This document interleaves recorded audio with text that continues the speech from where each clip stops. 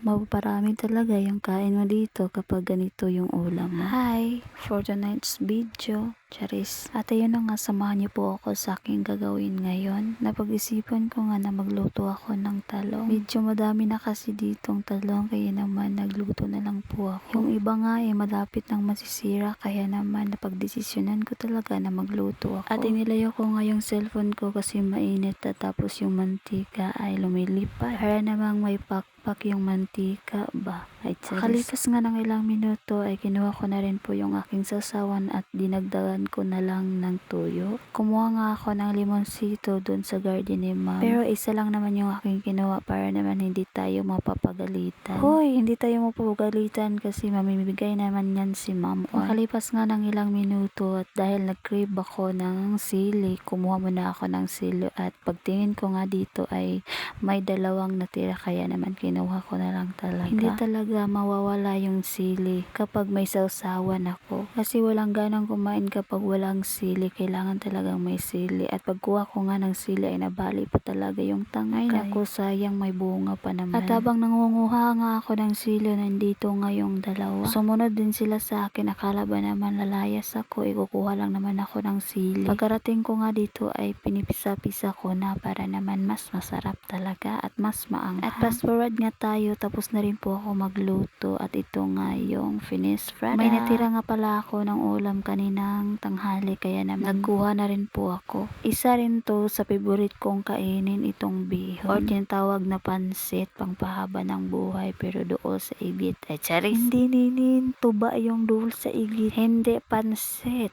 Ano ka ba maninin? Kung ano-ano na lang laman sa utak mo. So tara, kain na po tayo. Madami nga nagsasabi sa akin na tumataba na daw ako. Eh siyempre, kain yung puhunan, hindi yung kapitbahay. Dito, sabihan ka lang na ubusin mo yan kasi sayang. O diba, dito talaga ako tumataba. Sasabi-sabi na ubusin mo yan kasi sayang, kaya naman inubos ko talaga. Walang natira. Agoy. At ito nga yung ititira ko sana bukas ay kumuha mo na ako. Sobrang tamis kasi, kaya masarap talaga ito. Matamis pala yung talong kapag piniprito. Kahit hindi ko siya lagyan ng tuyo, matamis talaga. Kasing tamis ko.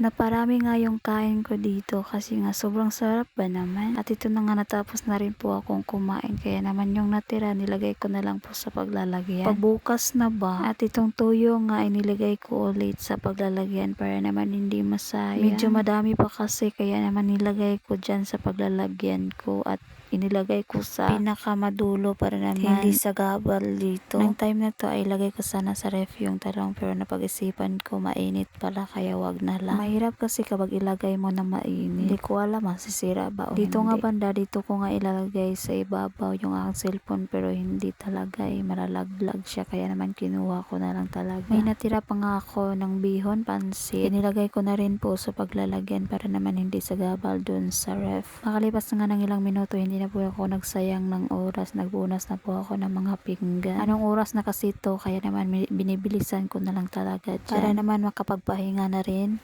Kailangan ko rin makapagpahinga. Kasi nga kung hindi ako makapagpahinga, baka naman hindi na ako makakatrabaho bukas. Ay pardago. Hindi guys, kailangan ko talaga ng pahinga. Yung pahinga ba? Yung may sasandalan ako, may yayakap sa akin at yayakap ako. Charis! Buang! Murag nasubraan na kaninin.